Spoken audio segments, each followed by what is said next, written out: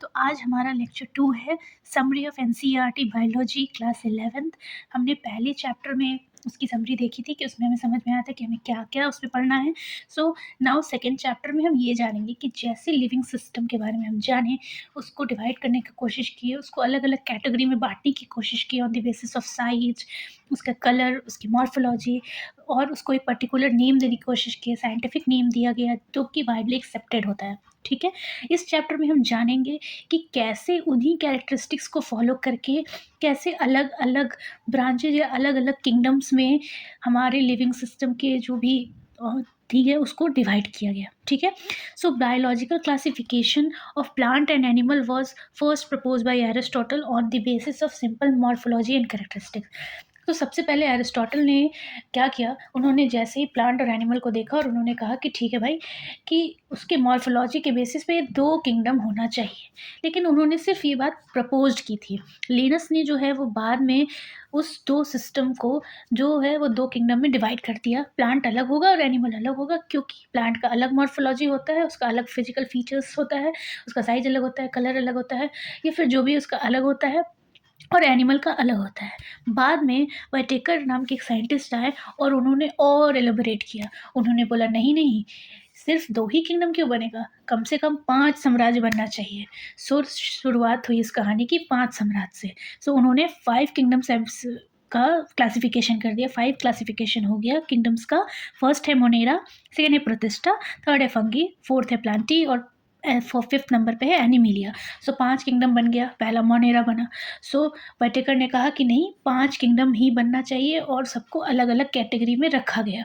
ठीक है, तो मोनेरा में उनको क्या दिखा, और हम अभी ये जानते हैं वो किस बेसिस पे उसको क्लासिफाई किए, कि उन्होंने देखा कि उस लिविंग थिंग का या लिविंग ऑर्गेनिज्म का उसका सेल का स्ट्रक्चर कैसा है, उसका बॉडी का ऑर्गेनाइजेशन कैसा है, वो किस मोड पे न्यूट्रिशन लेता है, ठीक है, वो कैसे रिप्रोड्यूस करता है, और उसका फाइलोजेनेटिक रिलेशनशिप क्या है। सो वाइटेकर ने इस 5-6 कैरेक्टरिस्टिक को देखते हुए इस 5 किंगडम सिस्टम को प्रपोज किया, जिसमें इस 5 किंगडम सिस्टम में सबसे पहले आता है मोनेरा। मोनेरा में जो है वो हमारे प्यारे बैक्टीरिया को रखा गया, जो कि सबसे ज़्यादा अबंडेंट है। हमारे ह्यूमन बॉडी से लेकर सॉइल तक में ample amount of bacteria present होते हैं। हमारे गट के लिए भी होते हैं, हमारे सॉइल्स में भी होते हैं, कर्ड में होते हैं, हर जगह है बैक्टीरिया ही बैक्टीरिया है।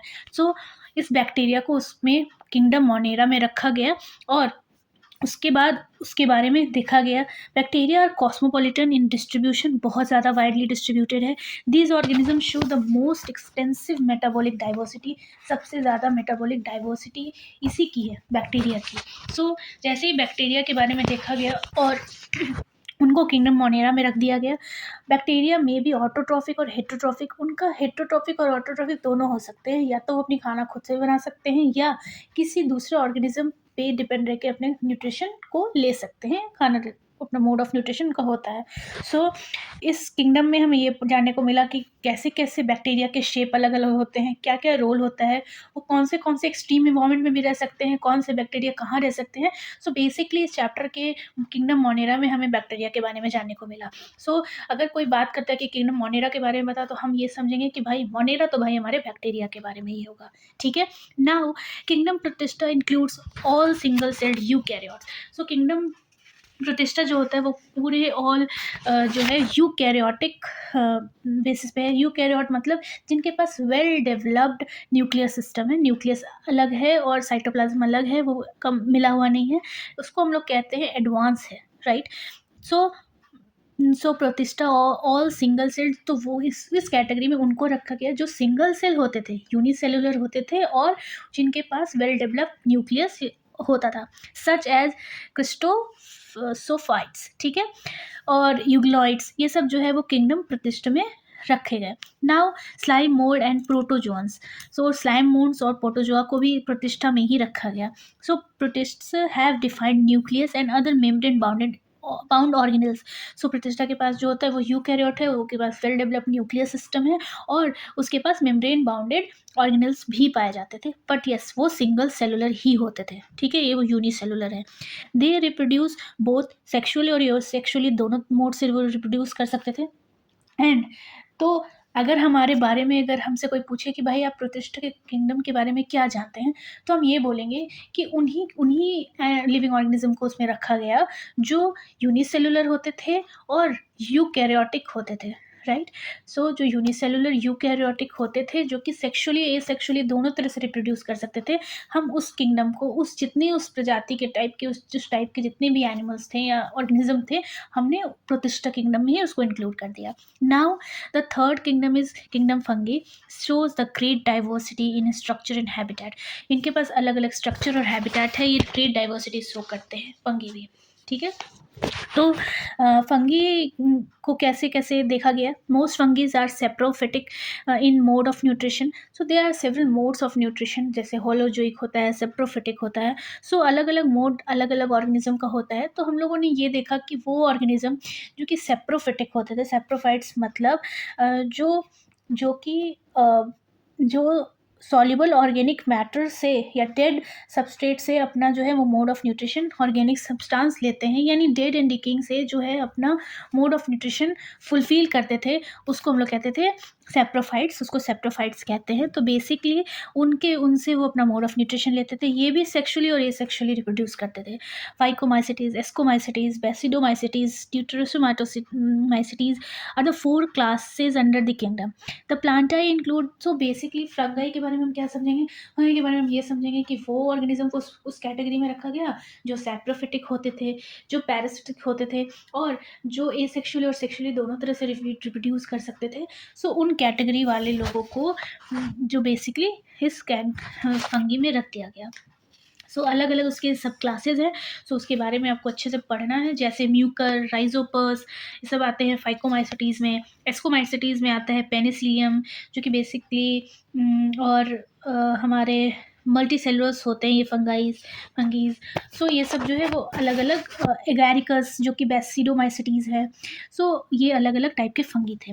Now coming to the plant kingdom plantae, बेचारे एरिस्टोटल ने तो यही कहा था कि 2 ही साम्राज्य होना चाहिए, लेकिन बाद में वाइटिकर ने बोला कि नहीं नहीं 5 होगा, प्लांट अलग होगा, एनिमल अलग अलग होगा, बैक्टीरिया को हम अलग रख देते हैं, फंगी को अलग रख देते हैं, प्रतिष्ठा को अलग रख देते हैं।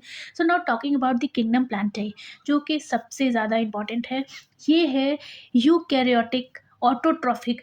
जो ये होते हैं, ये यूकैरियोट्स होते हैं, इनके में वेल डेवलप्ड न्यूक्लियस होता है, bounded cell membrane bounded organelles होते हैं, और बस ये जो है क्लोरोफिल कंटेनिंग ऑर्गेनिज्म होते हैं, ठीक है। सो इनके पास एक क्लोरोफिल एक पिगमेंट है जो कि ये कंटेन करते हैं, जो कि autotrophic mode of nutrition provide कराते हैं, ठीक है। Now the प्लांटाई include all eukaryotic chlorophyll containing organism, algae, bryophyte, pteridophyte, gymnosperm, angiosperms are included in this.